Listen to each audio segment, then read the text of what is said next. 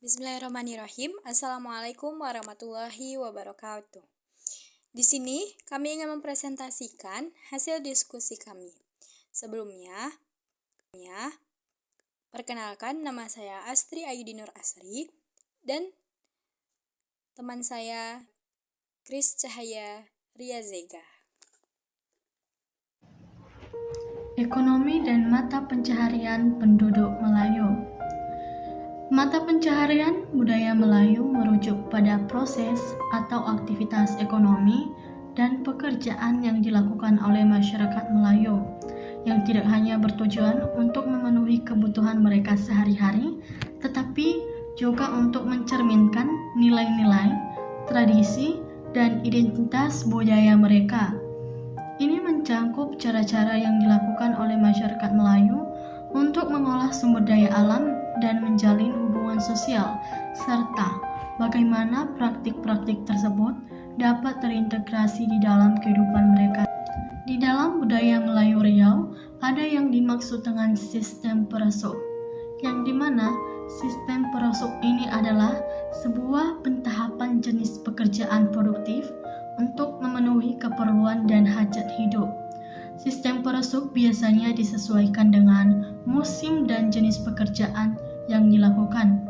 Misalnya, pada musim panen, waktu kerja yang akan dilakukan akan lebih panjang karena ada banyak sekali pekerjaan yang dilakukan seperti memanen padi, buah-buahan, dan juga hasil kebun lainnya. Yang kedua, musim kemarau. Pada musim kemarau ini, waktu yang digunakan cenderung lebih singkat karena pekerjaan di ladang berkurang.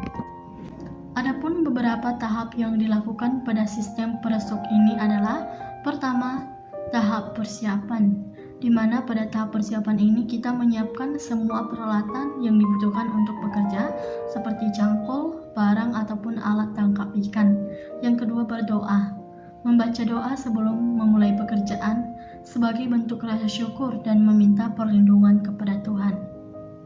Tahap yang selanjutnya adalah tahap kerja utama.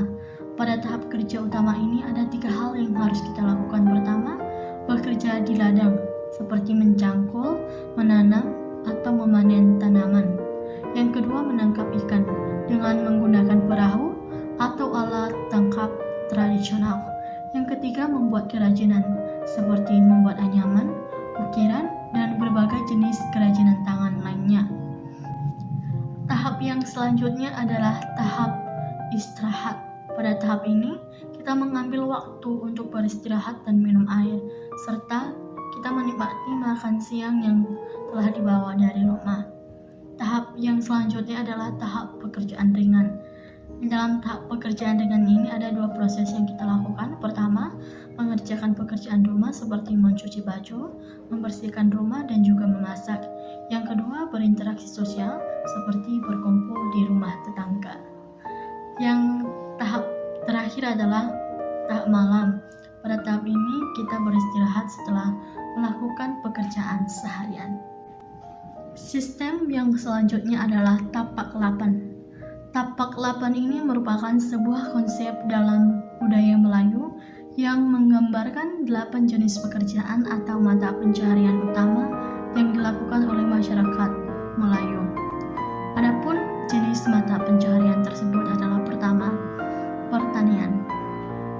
Banyak masyarakat Melayu terlibat dalam kegiatan pertanian seperti menanam padi, menanam sayur-sayuran, dan juga buah-buahan.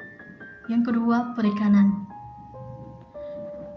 Perikanan ini bisa dilakukan di laut, di sungai, dan juga bisa dilakukan secara budidaya. Yang ketiga adalah perdagangan. Aktivitas perdagangan baik secara lokal maupun antar daerah dan antar negara juga merupakan mata pencaharian yang umum. Ini termaksud menjual hasil pertanian, kerajinan, dan barang-barang lainnya. Selanjutnya adalah pertukangan, seperti membuat rumah, perahu, dan juga perkakas. Selanjutnya ada peternakan. Beberapa komunitas juga terlibat dalam peternakan, seperti memelihara ayam, kambing, atau sapi yang dapat menjadi sumber protein dan pendapatan tambahan. Selanjutnya, mata pencahariannya adalah berburu seperti berburu babi hutan, rusa, dan juga burung. Kemudian, membuat anyaman seperti membuat anyaman dari rotan, bambu, maupun daun pandan. Yang terakhir adalah menenun seperti membuat pakaian, taplak meja, dan juga hiasan dinding. Adapun beberapa manfaat dari tapak lapan ini, yaitu pertama, dijadikan sebagai kearifan lokal. Yang kedua, ketergantungan pada alam. Artinya tapak lapan ini menunjukkan bagaimana masyarakat Melayu Riau hidup selaras dengan alam dan bagaimana cara mereka memanfaatkan sumber daya alam secara bijaksana. Dan yang ketiga itu sebagai bentuk kemandirian. Dan yang keempat adalah pelestarian budaya. Ethnoscience. Ethnoscience adalah studi ilmiah tentang sistem pengetahuan suatu kelompok budaya tertentu. Dalam konteks masyarakat Melayu Riau, ethnoscience mempelajari bagaimana masyarakat ini mengklarifikasikan, menamai, dan memahami dunia sekitar mereka berdasarkan pengalaman dan pengetahuan tradisional. Adapun beberapa istilah penting dalam ethnoscience yang sering ditemui dalam konteks masyarakat Melayu Riau antara lain, pertama, kearifan lokal. Kearifan lokal ialah pengetahuan tradisional yang dimiliki oleh suatu kelompok masyarakat yang diperoleh melalui pengalaman turun-temurun dan adaptasi terhadap lingkungan. Kearifan lokal seringkali terkait dalam praktek pertanian, perikanan, pengobatan tradisional, dan sebagainya. Kedua, taksonomi lokal. Taksonomi lokal ini adalah sistem klarifikasi yang digunakan oleh suatu kelompok masyarakat untuk mengkategorikan makhluk hidup, benda-benda alam, atau fenomena alam lainnya. Misalnya, masyarakat Melayu Riau memiliki sistem klarifikasi yang unik untuk jenis-jenis ikan, tanaman obat, dan pohon. Ketiga, etnobotani ialah cabang ilmu yang mempelajari hubungan antara manusia dan tumbuhan.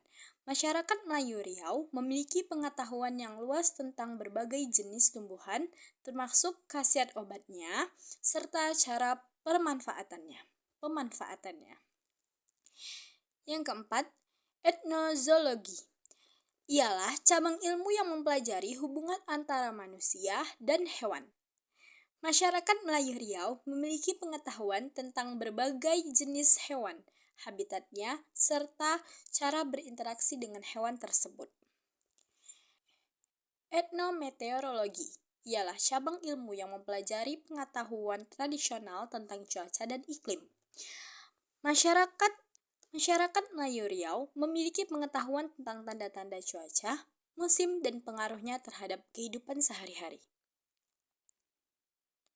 Yang keenam, etnoastronomi ialah cabang ilmu yang mempelajari pengetahuan tradisional tentang benda-benda langit. Masyarakat Melayu Riau memiliki pengetahuan tentang bintang, bulan, dan matahari serta hubungannya dengan waktu, musim, dan arah mata angin. Yang ketujuh, kosmologi ialah sistem kepercayaan tentang alam semesta, asal-usul, dan tempat manusia di dalamnya.